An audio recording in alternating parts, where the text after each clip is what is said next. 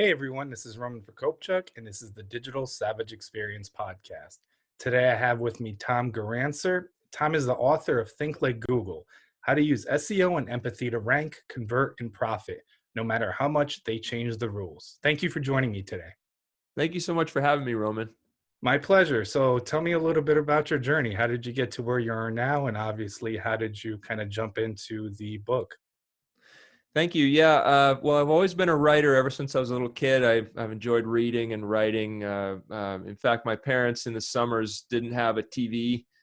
We had a summer home on a camp, they called it, on a lake up in Maine, and no TV in the summer. And so I was forced to read book after book after book, and ended up kind of having a circuitous journey. I was a raft guide and ski bum for years. I traveled around the world kayaking and Costa Rica and all over South America and Central America, and loved raft guiding and kayaking rivers all the time, and kind of let myself get past the age when most people would have a real job, and then realized I would have to do something about that. So I started. It was a natural transition from shooting rafting videos to shooting wedding videos and corporate videos, and I ran a successful video production company for about 8 years up in Maine.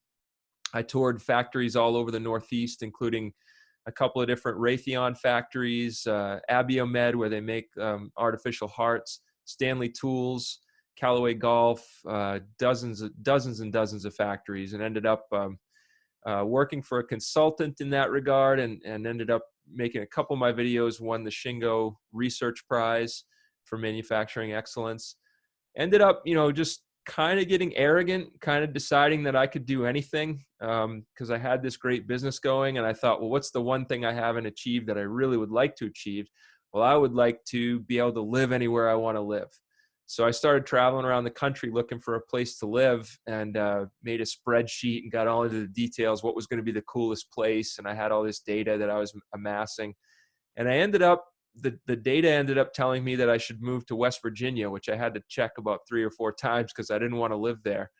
I wanted to live somewhere cool like Breckenridge, Colorado, or Bend, Oregon, or something like that, which I visited. And I lived in a couple of places out west and for extended periods. Ended up moving to West Virginia, though, and thought, well, it's okay. I can make a living anywhere. I'm smart enough, and I've made this great business. I'll be fine. I was really arrogant, it turned out, because when I got to West Virginia, it turned out there was almost no economy here to speak of. There were very few jobs. And for a few years there, I couldn't get any traction at all. And it came down to the point where my wife and I were 2 weeks from the due date for our first son. I had burned through most of the savings that I had amassed in my video production business, and I didn't have any really good ideas for what I was going to do to earn a living. And here comes this child on the way. And so I started writing for money. It was kind of a miracle. This job kind of landed in my lap. I asked like one friend, "Hey, do you know anybody who needs a writer?" And he said, "Yeah, actually I do. I know somebody who needs a blogger." And I said, "That's exactly what I want." And it was $40,000 a year. It was barely enough to make a living on. Thankfully, in West Virginia, you don't need much. We moved here for California activities at Appalachia prices. And we got we got both. So it's a great place to live. Some of the best whitewater in the world. There's world-class rock climbing about a mile from our house. There's year-round whitewater. It's a fantastic outdoor community, but no jobs, nowhere you can really work unless you want to just work at Lowe's or something, which I didn't want to do.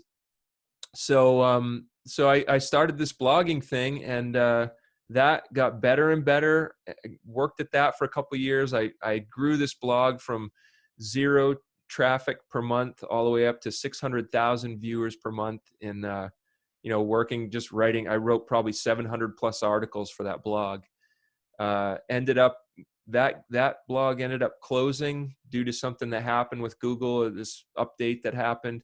And I found another client, and I started working for them. And they started out at about 1 million views per month. It's called Zeddy.com. They're a career website. And me and 2 other writers got them from 1 million views per month all the way up to 3.5 million views per month. So, and in the course of that, I started thinking, well, I never want that to happen again, where I have this client that I lose, and then I'm thinking, what do I do? Because that was pretty challenging, as you can imagine. When I lost that first blog, it took me a couple of months when I had no income at all. And that, funnily enough, that happened. I lost that gig 2 weeks before our second son was born. So here I got another kid on the way and lost my income, lost my job, and didn't know, that first writing gig was such a miracle. I didn't know how to find a second writing gig. So I took a couple of months and worked really hard full time at finding my next gig. And that was this career website. But I never wanted that to happen again, where I was suddenly, at a loss. So I started reaching out to other clients at the same time, even though I've never left that second client, that career website, Zeddy. I started reaching out and forming new connections, because I thought, I want to turn this into a business. I want a good solid base of clients. And so now I'm a regular contributor to the HP Tech Takes blog. I write for sale. I'm a regular contributor for Salesforce, still for Zeddy.com, the career site. I'm a regular contributor to Boys Life. I'm currently writing the book version of the popular How It's Made TV show for the Discovery Channel. I have articles featured in the Boston Globe magazine and Outdoor Life, and several other blogs and clients. Costco is one of them that pops to mind.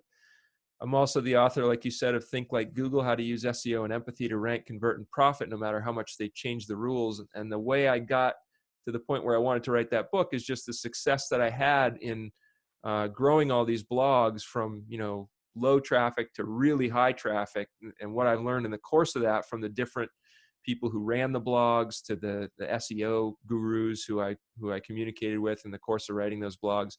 Everything I learned, I started having clients ask me, well, can you teach my other writers how to do this? Can you teach my other writers how to get these articles to rank high? And I would say, yeah, sure. And I'd start teaching them. And then after this happened several times, I finally realized I had to write all this stuff down into a book, because I do know an awful lot about it, and it's not rocket science. And it's a lot of stuff that people think is very different from how it actually is. So I decided to write that book, and now I'm at the point where I've got this really solid income.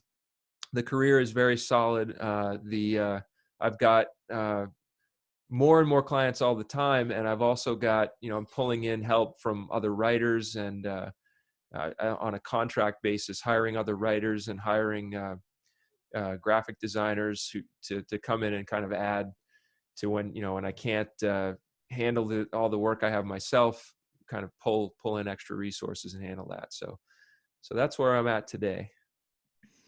No, yeah, that's very interesting. I mean, I got into search engine optimization, or at least I started with it off chance. So in the 2008 recession, I was heading the route of criminal justice, or at least that's what I graduated with, and had a interview with the Secret Service with a top secret clearance my last semester, and then the recession hit. So, state, local, and federal agencies froze hiring, and I couldn't find anything. And somebody presented the opportunity, and that's how I got started in digital marketing, and have been doing it for, I guess, going on 12 years, and founded an agency, and then kind of diversified as the internet matured and the digital marketing ecosystem, and saw how things connected, like new and up and coming social media platforms, which at that point was only really Facebook and Twitter at its infancy, and I believe LinkedIn at its infancy too, as kind of the top sources, and kind of diversify that way. So I resonate with that, and resonate with kind of the book title as well, in terms of empathy and kind of good content with a strategy in mind, basically future-proofing your SEO efforts instead of chasing algorithms.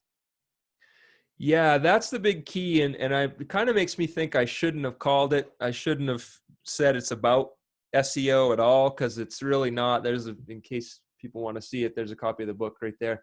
But the more I talk to people about search engine optimization, there's kind of two camps. Like, some people are like, oh, I really need to know that, I need to understand how to get my pages to rank. And other people are kind of like, yeah, isn't search engine optimization kind of dead? And I have to say it kind of is, because everything we think about in terms of keywords and, trying to intersect with Google's algorithm and figure out how to kind of trick Google is kind of dead. It's kind of, it's kind of more search engine marketing or digital marketing, as you say. Yeah, I mean, in 2008, 2009, I remember people were chasing the algorithms, and right now that's fine, but there's other factors in play. I mean, there's 2 to 300 ranking factors that obviously you should be aware of for content, for link building, for the technical kind of makeup of your website. But if you like we just said, if you chase the algorithm, that content is going to be written kind of more so to Google, not an actual human being. So Yeah. even if it does rank, the page shows up on page one.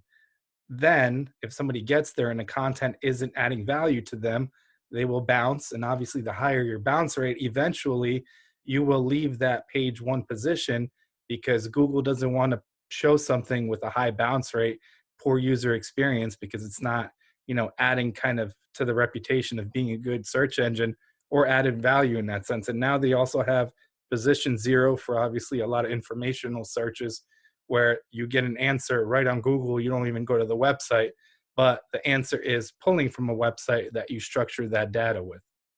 Yeah, and that's the exact reason that I titled my book "Think Like Google," and the reason I put empathy in the subhead of the book, because it is all about, it's all about, well, what is Google trying to do? And if you think about it, Google's goal, they make money based off of ads, right? And what they want, their goal ultimately is to make giant Scrooge McDuck-sized piles of money so they can go swimming in it. Or if you want, their goal is to raise a lot of money so they can further humanitarian efforts around the world. Whatever their goal is to do with that money, their goal is to make that money. And the way they make that money is by showing ads. And they're not going to show ads if they serve up poor content. So they have a deeply vested interest in figuring out what's the best content. And that answer used to come to them through, here's all the keywords that we're going to analyze each page to, because they didn't know how to really figure out, well, is this a good piece of content or a bad piece of content? The way they figured out was, well, we can teach a computer program to look for certain keywords, and if those are there, it's probably good, and if they're there a lot, it's probably better. So people started trying to game the system and started trying to stuff keywords in. It led to a lot of bad content. And Google said, well, we don't want that. We don't want this stuff that has, if you're writing an article about breakfast cereals, you've got the term breakfast cereals in there 10,000 times. Nobody wants to read that. So let's figure out, well, how do we improve this? So Google keeps improving their algorithm and keeps improving their approach. And what that's leading to is a lot of people who figure out exactly how to rank high, and then they write a bunch of content and they get a bunch of traffic, and then Google rolls out an algorithm update, and boom, they're right back down with no traffic, or they lose 70% of their traffic overnight. And, these updates keep rolling out. Google's done like 70 of them in the past 3 years alone. So that's really bad for content generators, that they keep figuring it out, and then they keep getting the rug pulled out from under them over and over and over again. So what you really want to do is you want to figure out, well, how do I think like Google? What is Google doing to, what's Google's goal, and what are they really looking for? What are they looking for that's behind all these updates? Like, what's the spirit of the law, not the letter of the law?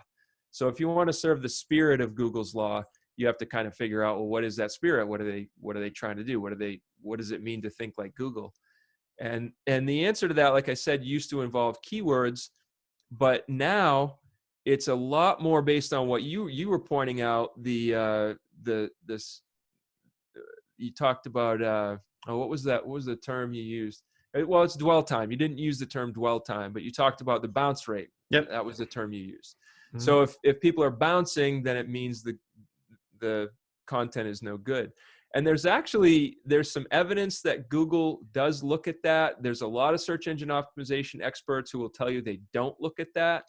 I just led a panel last week for the American Society of Journalists and Authors, where I spoke with Dr. Pete Myers of Moz, and Barry Schwartz of Search Engine Land, and Amanda Chan of Bustle, and a couple of other SEO gurus. And they were disputing the idea of dwell time. And if you don't know you know what dwell time is, but if your listeners don't know what dwell time is, there's this concept which was first sort of raised by Nick Frost, who is the head of SEO Brain of Google Brain in Canada at the time. And what he said was, what Google does now is it watches when you search a term, it's watching you when you're on the Google page, and all the search engine results, the SERPs come up, and you click on one result. Like, let's say you search how to rebuild a carburetor, and up pop 75 million articles or whatever it is, and there's the 10 top ones are on page 1, and you click on one of them and you go through to it and you come back in 10 seconds. Google sees that and it goes, oh, Roman came back in 10 seconds. That must mean this article is poor. So I'm going to record that as a vote against this article from Roman. And then you click on the number 2 result and you go there and you're there for 15 minutes and you come back and Google says, oh, Roman was in that page for 15 minutes. This must be an awesome page. I'm going to record that as Roman's vote for this page. And so then what happens is Google is doing this 7 billion times every single day. You could think of it as the most efficient voting booth in history. So it's recording 7 billion votes every day for and against different articles. And, there's some, like I said, Barry Schwartz said, dwell time, that people thought in 2017 they were doing that. Nowadays, they don't think they're doing that so much anymore. Google has come out and said, we don't know why Nick Frost said that. He's not in charge of our algorithm. He's in charge of Google Brain in Canada, which is an AI thing. It's different. But based on my experience, I really think they are doing that. I mean, I had to write about 100, probably more like 300 net worth articles of different celebrities. And because I was using research, deep research, and actually, not just saying, Miley Cyrus is a singer, she's got blah, blah, blah albums, and her net worth is $350 million.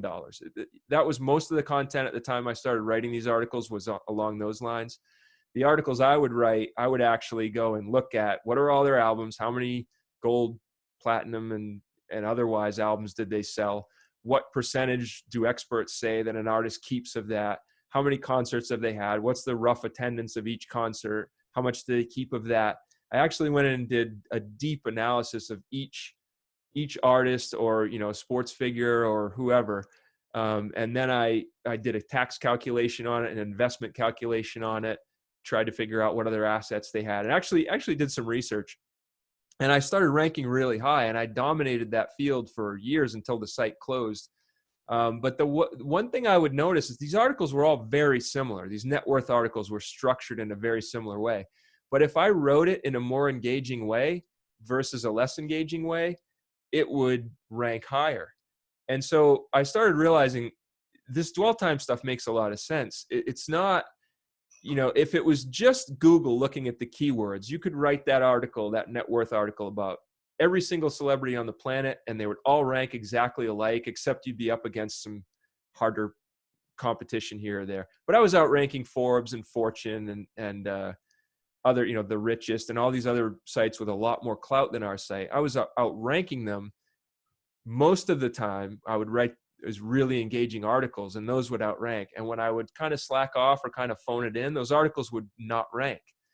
And so I started having a lot of faith in this concept of dwell time, what you're talking about, this bounce rate. If people are bouncing, Google sees, and Google will float those articles lower down.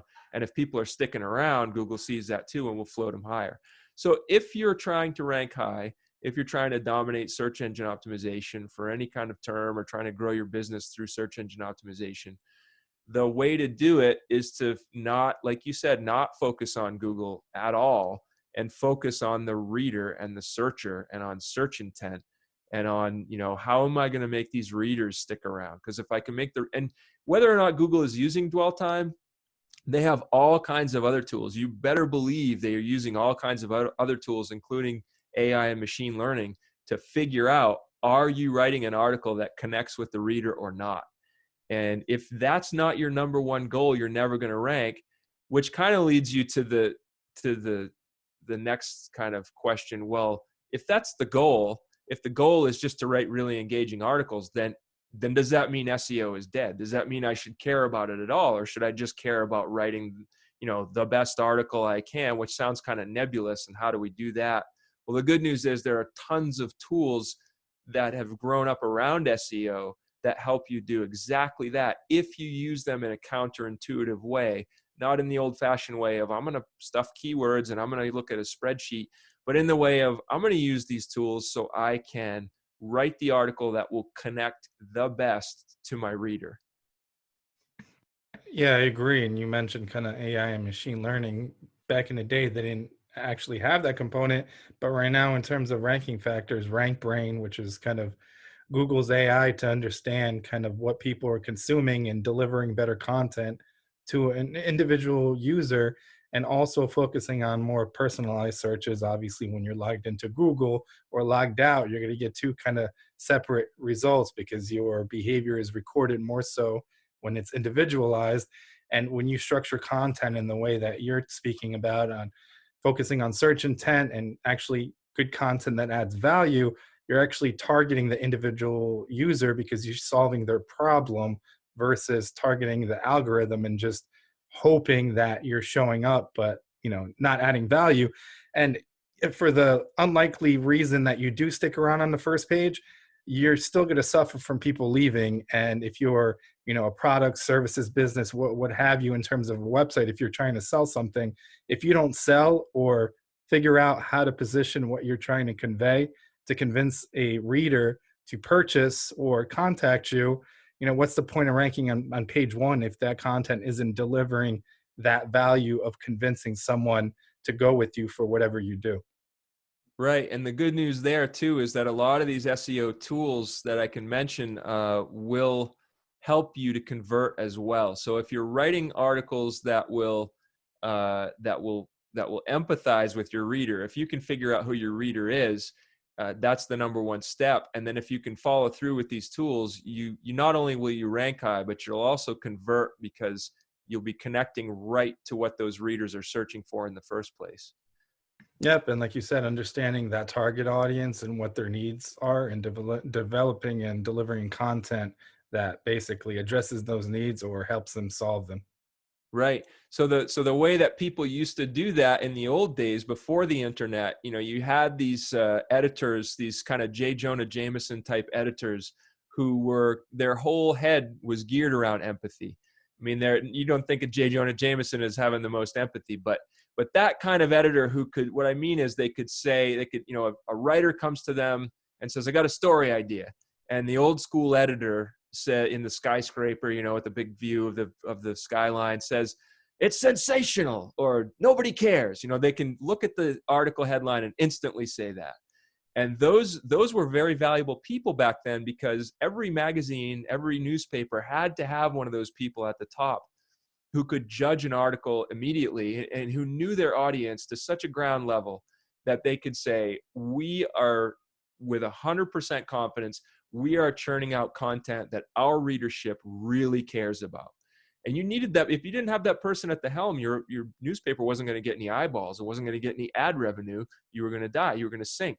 So the problem today is there aren't enough of those people who are those kind of savants at empathy to go around where we can helm where every business and every blog and every little publication can have somebody at the helm who can look at a topic or an idea and say, yes, we should write this, or no, we shouldn't write this.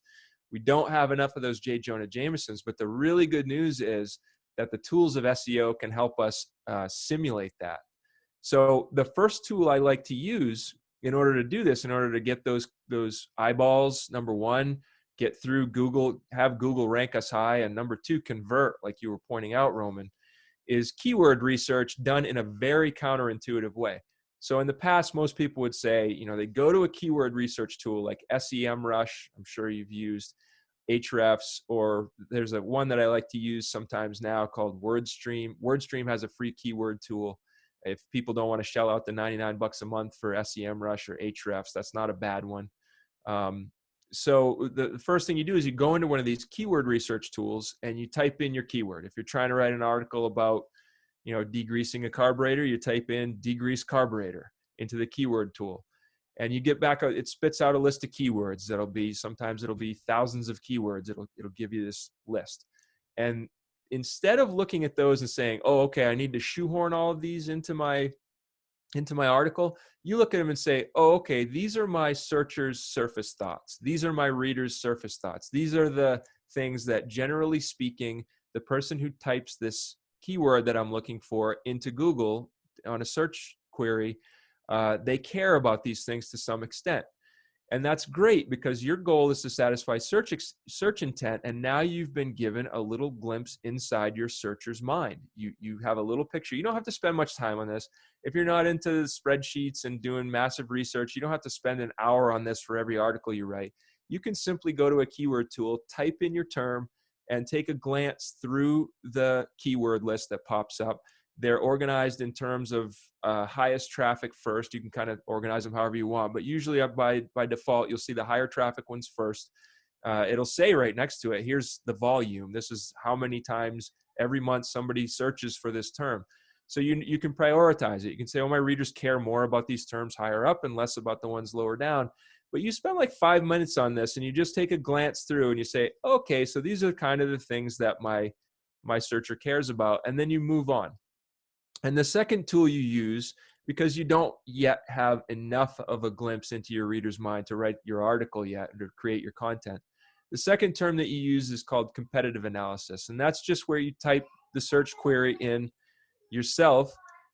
And there's my son in the background complaining because my other son called him a toot name or something like that.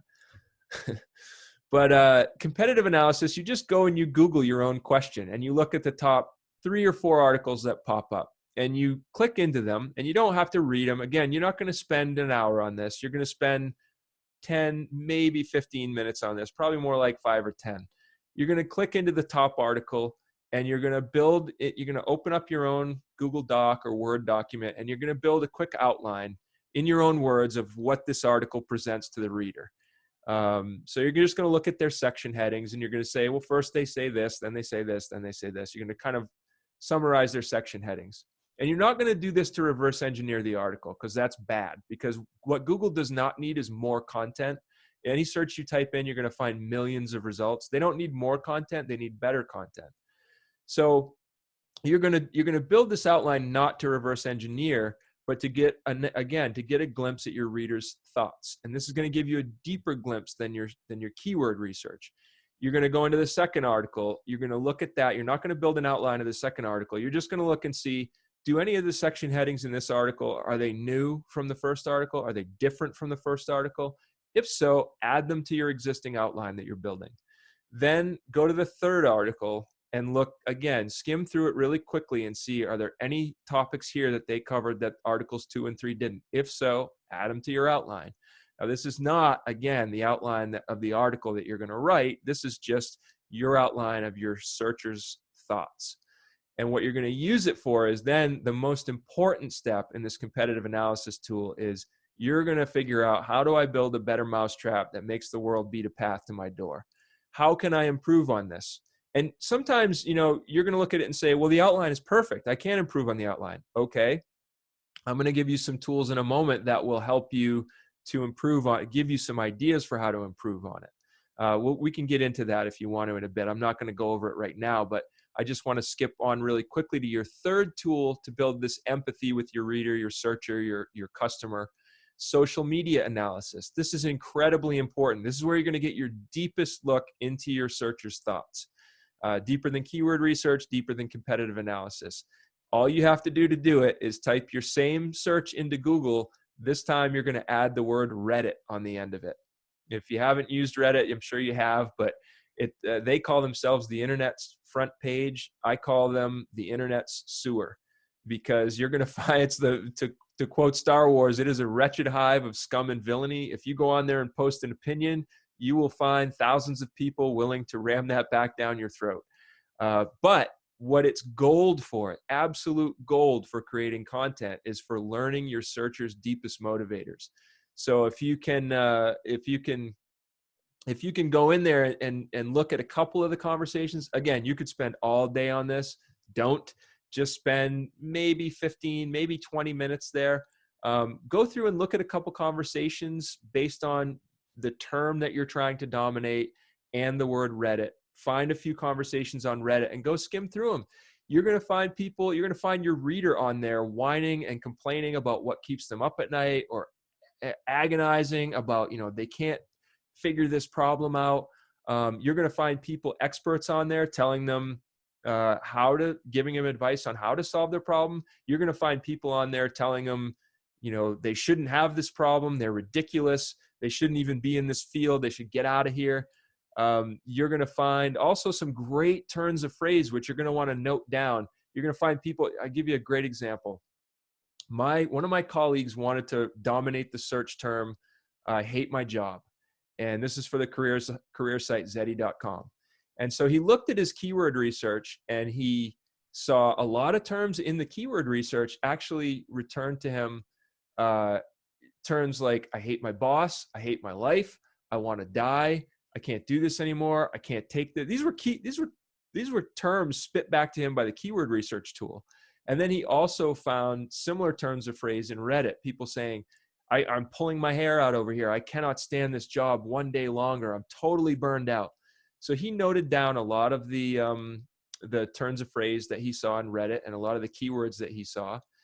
And then he went and wrote this article. And he told me before he wrote the article, he said, people who search this term and people who sit down at Google to type this in, they don't care about me solving their problems so much as they want a shoulder to cry on.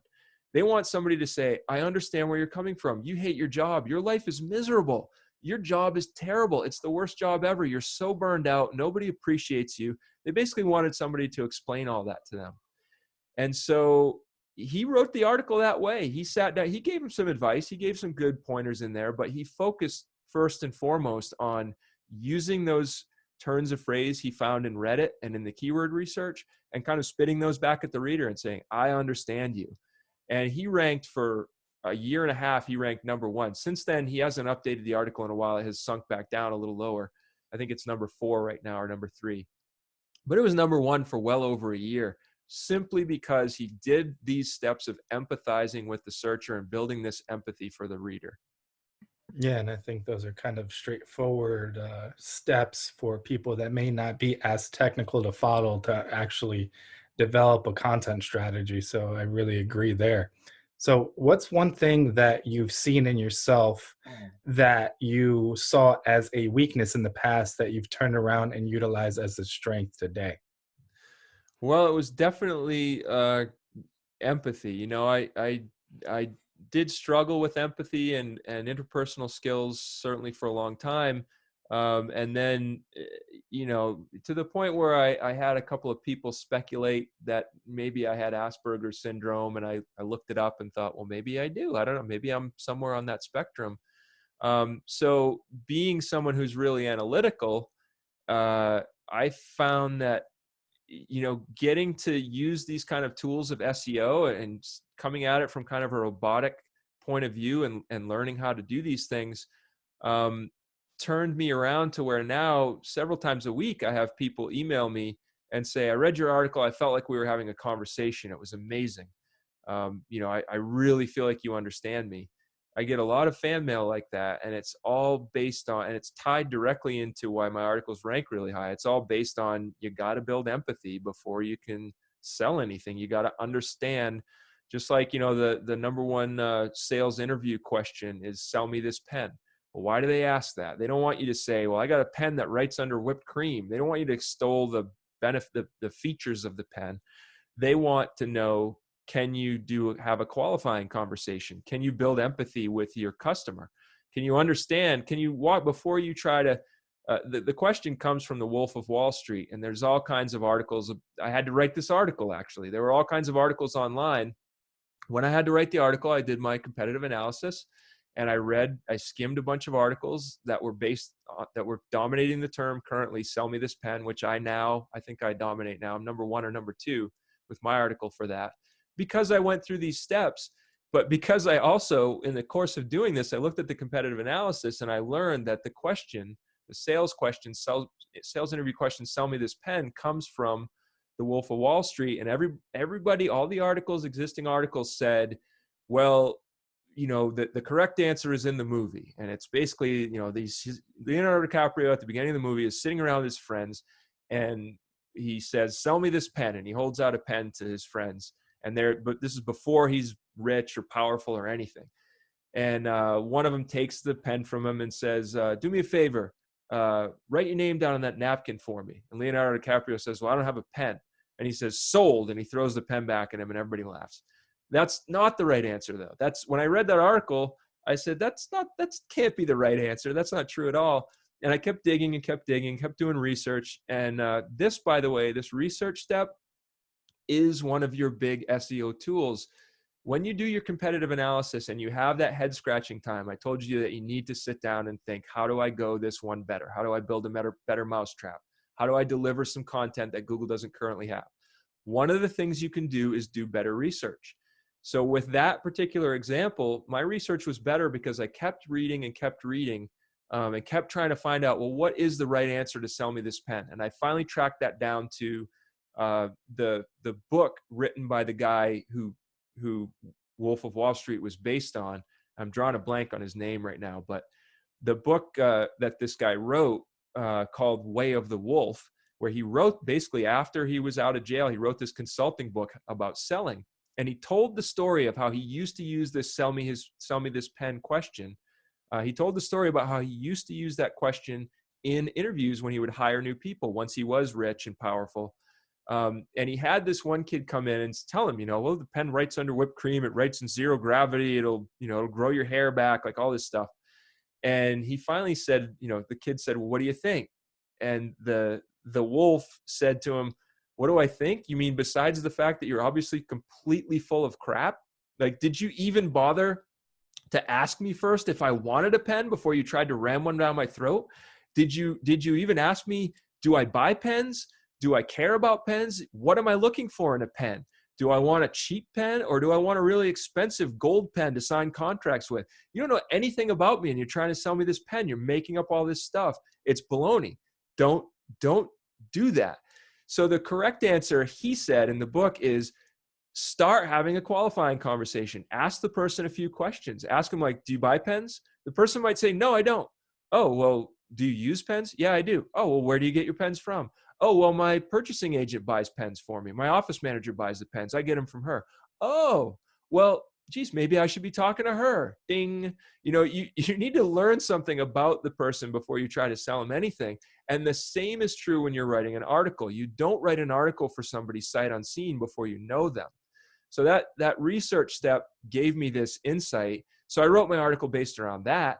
And boom, I was number one in Google because I had something different that other people didn't have. Because during my competitive analysis, when I got to the step of let's try to go the existing articles one better, one of the tools I used was research in building that empathy. And I started researching and figuring out nobody has answered this question yet. Nobody has satisfactorily answered this question. So now I went and figured out how to answer the question, and boom, of course I ranked number one.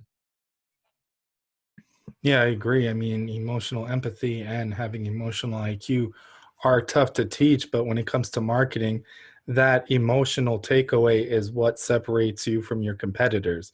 So you don't remember that ad or that commercial that didn't trigger something. Usually it evokes an emotion that's connected to a positive memory. And then every time you hear that jingle or that phrase or you read that tagline, it brings you back to a place where you were happy or had some kind of positive result. So if you have or hear hundreds and hundreds of marketing messages which you don't even realize daily, you may remember one or two, and that's the ones that do a good job at that kind of emotional trigger.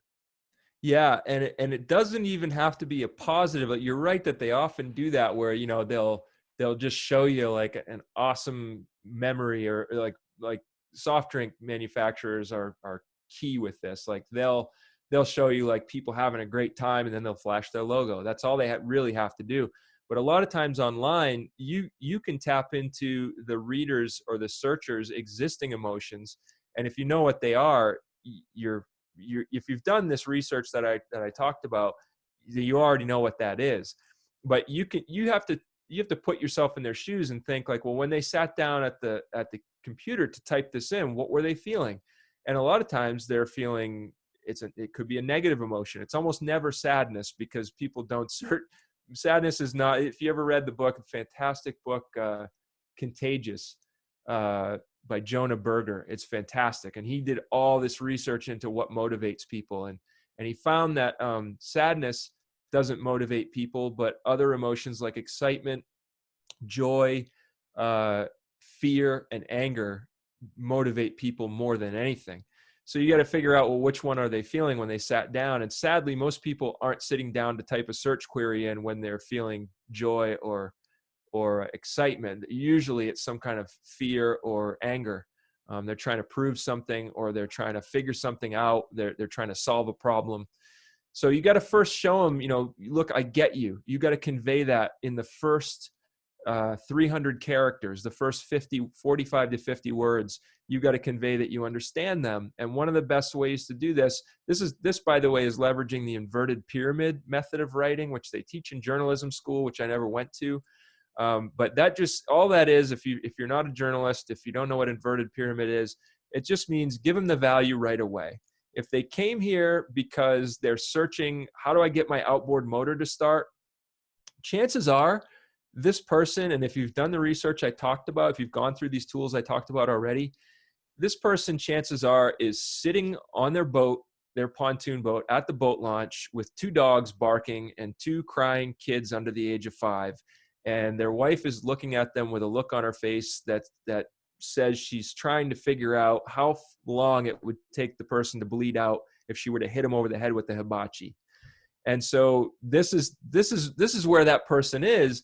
You got to be at their level. You can't be writing this article, how to start your outboard motor, by starting out and saying, outboarding is one of the best pastimes that you can enjoy. And you can't start blathering on about outboard motors and outboarding and how great. You've got to get right to the point and say, you can't start your outboard motor. And this is, by the way, the reason I'm telling this story is because this is a story that actually happened to me. I was Googling, how do I start my outboard motor, with like 6 people lined up at the boat ramp behind me. The thing wouldn't start. The dogs are barking. The kids are crying.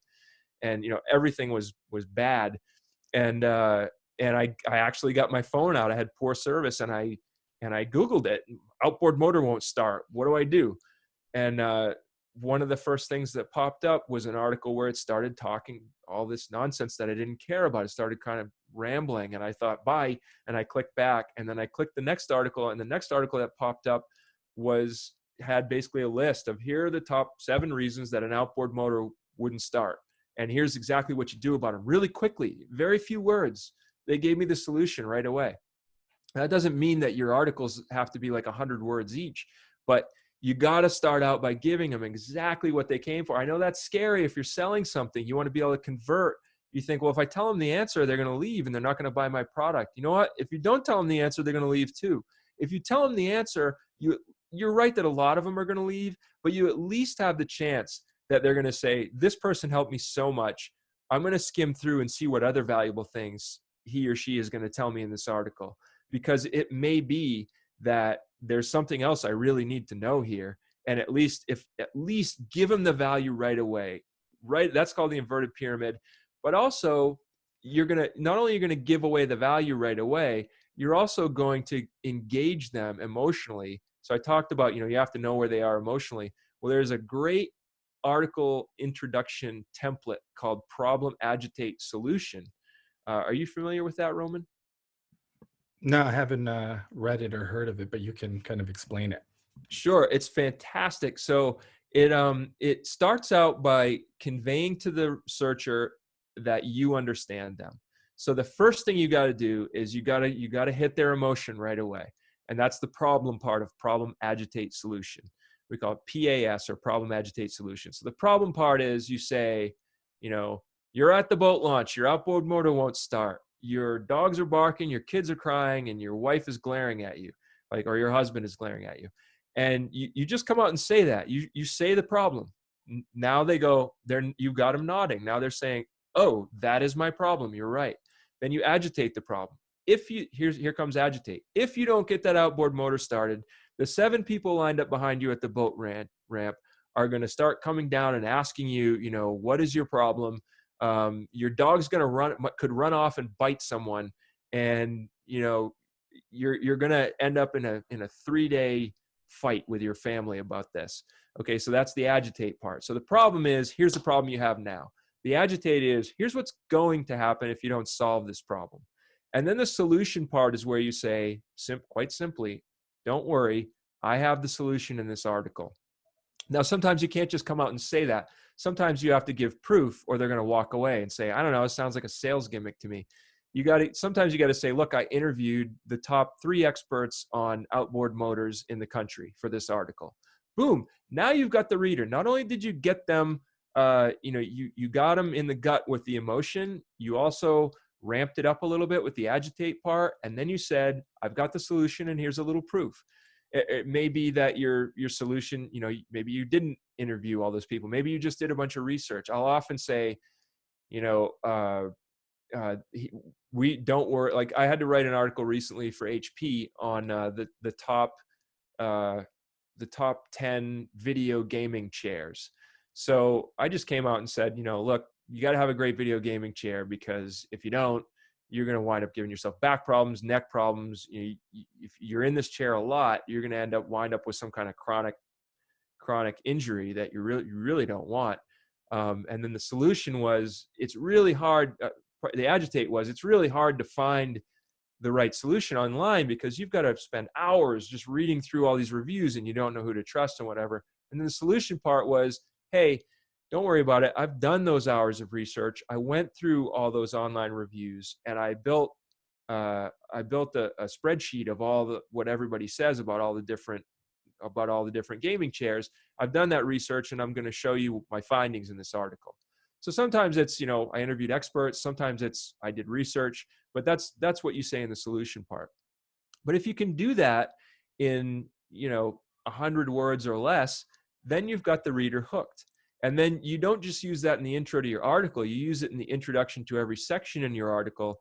I counsel writers to start every section in your article with the heaven or the hell that you are either about to solve with this section or they are going to experience if they don't read the section. So I write a lot of resume articles. So I'll often say, here's a section on writing a resume summary. And oftentimes I'll say, I'll start out that section by saying, hey, if you don't write a great summary for your resume, chances are really good. In fact, here's a piece of research that shows most recruiters spend 6 seconds on a resume. But if you don't write a good resume summary at the top, chances are really good that your recruiter or your HR director or your hiring manager is not even going to read your resume. They're going to skim it real quickly, decide that you don't offer a solution that they need, and move on to the next resume in their stack of 200. So I'll often, that's the way I start out a section on resume summaries. Any section you start, you can turn that the other way. Hey, imagine this: the recruiter just picked up your resume and read the first 3 lines and was hooked and decided to read the rest and read the rest. Instead of spending 6 seconds on you, the recruiter spent 10 minutes reading your resume very carefully and now is picking up the phone to call you. So you just start each section with the heaven or the hell that you're going to do. A couple other tools that I love to use. I already mentioned doing better research. Clearer, more concise writing. Don't use 6 words where 1 word will do. Don't say precipitation when you mean rain or snow.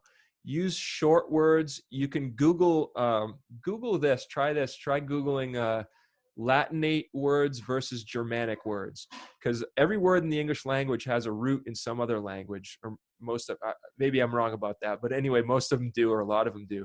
But a lot of our words come from Latin and a lot of them come from German, and the German words are shorter.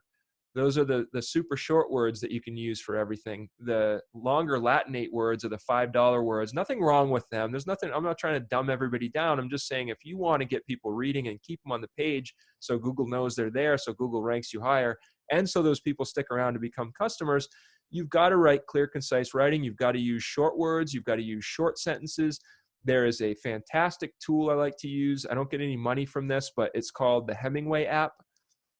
They have a free online version. They also have a paid version you can download, but they're fantastic. You go and you paste your article copy into that, and it will highlight all the sentences that it thinks are too long and say, hey, you ought to break these up into 2 or 3 sentences. These are too long to keep people engaged.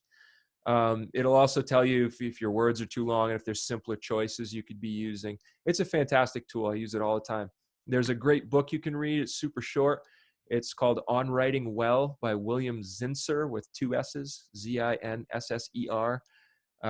It's a great book. It was written back in the 70s, I believe, originally. It's very short because he practices what he preaches, but he basically gives the same advice in there with the exception that he doesn't mention the Hemingway app because it didn't exist yet.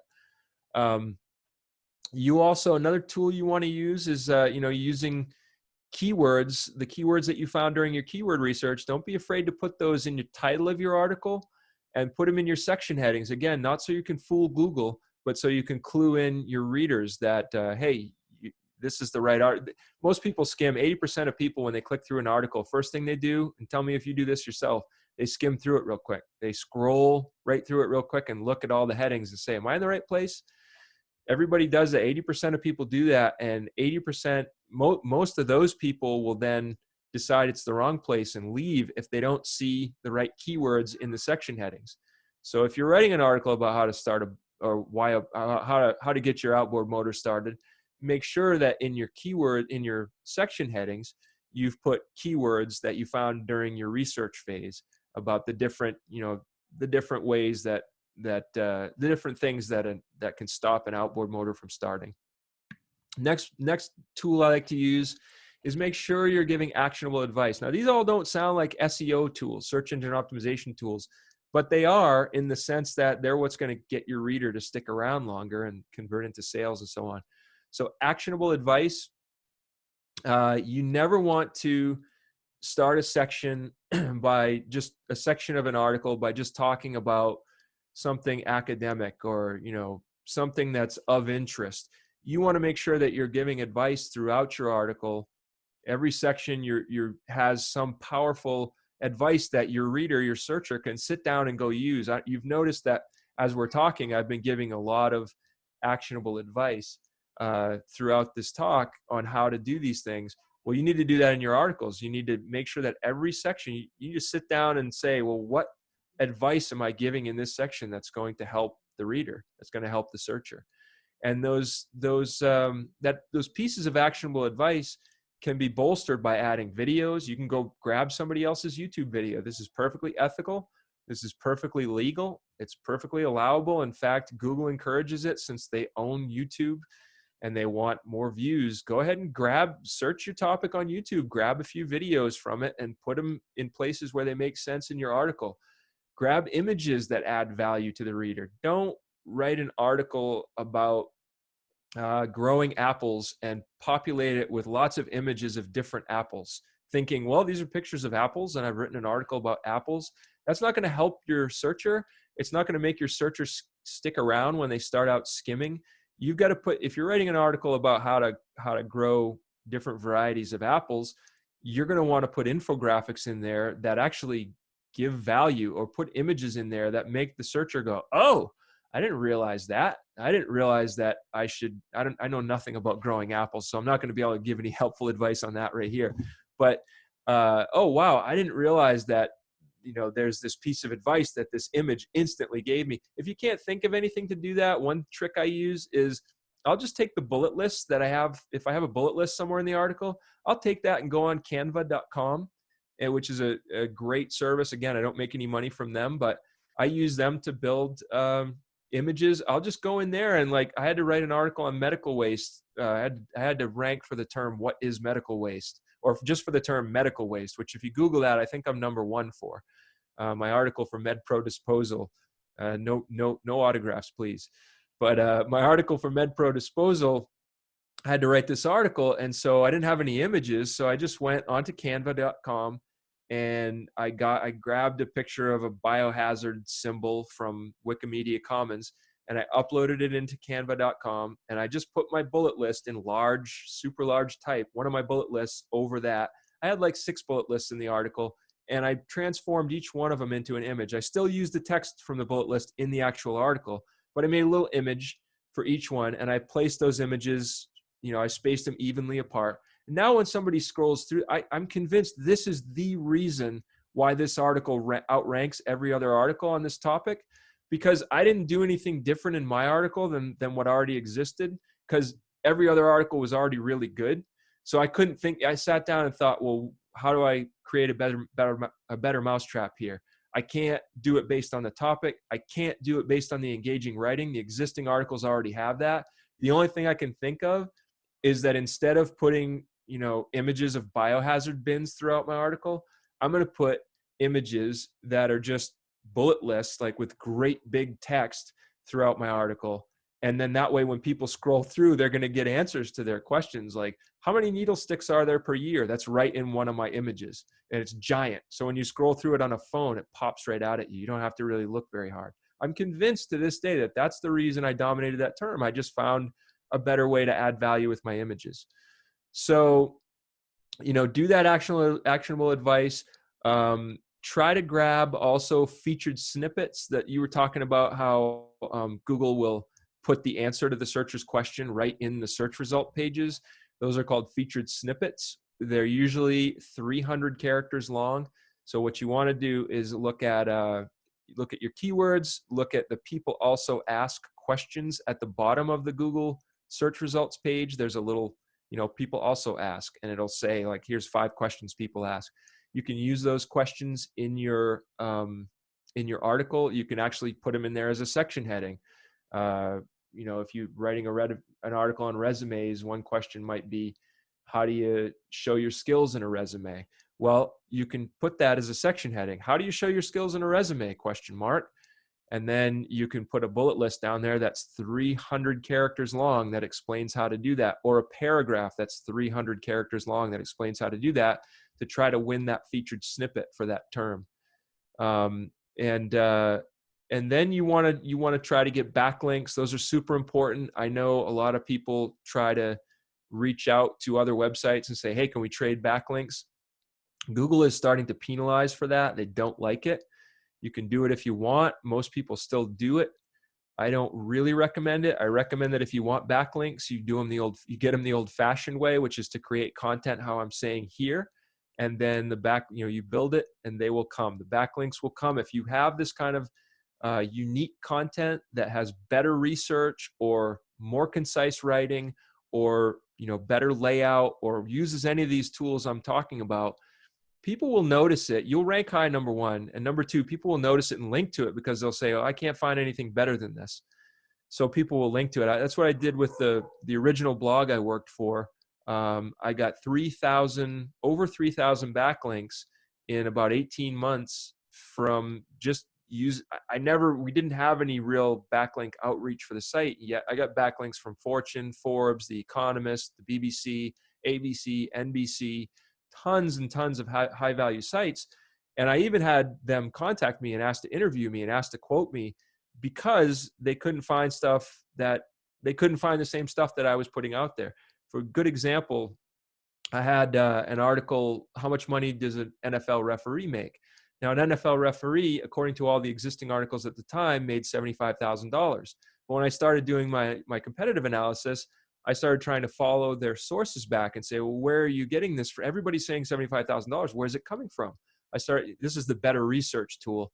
I couldn't find it until I finally tracked it down. They were all linking to each other and saying, oh, this guy says it, that guy says it. They're all kind of linking in a circular fashion to each other, until I finally found one of them way down the stack.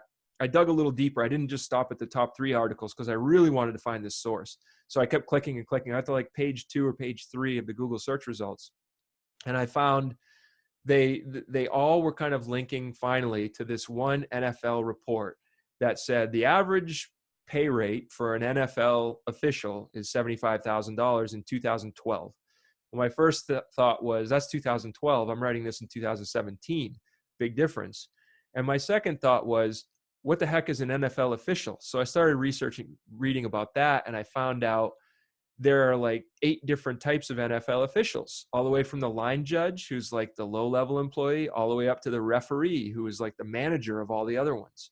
So saying that they all make $75,000 because the average pay rate for all of those job titles is $75,000 is ridiculous. It's like saying the average Pizza Hut managers make minimum wage. They don't, because you'd be basing that on the salary, the median salary, or the average salary of all Pizza Hut employees, from the general manager of the restaurant all the way down to the dishwasher. That's just not true. That's basically what they were saying. So I wrote my article about how much money does an NFL referee make, where I just explained that. I just said, look, all these people telling you $75,000, it's not true. It's probably more like $500,000. I don't know that, but here's my logic and here's my thinking and here's a couple of spreadsheets and a few images to show you where I'm getting this. And that article ranked #1 for years, again, because I built a better mousetrap, I did better research, I presented it better. And then that article got tons of really, really high value backlinks because nobody else could find that kind of information anywhere else, because all the other articles out there were parroting each other, just saying it's $75,000 based on an NFL report, which we're not linking to. But anyway, so if you can do any of that, you can outrank. You got to do this work. If you want to rank, you got to do this. You can't just churn out what everybody else is churning out. You have to create a fair amount of content. You have to be adding regularly. The blogs that I've worked for that have succeeded have had at least an article a day published. If you're doing your own small business website and you can't afford to do that, you can't afford to hire somebody for that, you at least got to be publishing, an article a week if you want to rank at all. You got to be cranking out at least one article a week with this kind of thought put into it. And it doesn't have to take forever. Like I said, the research phase of it, you might spend an hour on all this research I talked about. You might spend half an hour sometimes. If it's something you really know about, you might spend 20 minutes on it, 15 minutes on it. But you got to do it if you want to rank. And that's basically it. I mean, there's some other kind of strategy ideas I can give for if you want to, build a content strategy. I'm not sure if your listeners are interested in that or not, but that's, this is how to rank for a single article. Then there's some more kind of general advice for how to do the whole overall content strategy. But that's basically it. You build that empathy as hard as you can through using these tools, not through being some kind of J. Jonah Jameson type of savant when it comes to empathy, but through using these tools to understand your reader and then to be kind to your reader, to use that understanding to give them what they're looking for. Yeah, I agree. And I mean, it's a lot of hard work to get good content and a lot of great advice that you gave. I really appreciate you stopping by today. Can you let the audience know how they can find you? Yeah, sure. The best way is to look for my book, Think Like Google. Just go to Amazon.com and type in the words Think Like Google and hit enter, and it'll pop up. It'll be one of the first top things that pop up. And it's available in paperback and ebook. Awesome. Thanks again for stopping by. Thank you so much, Roman, for having me. It was really fun.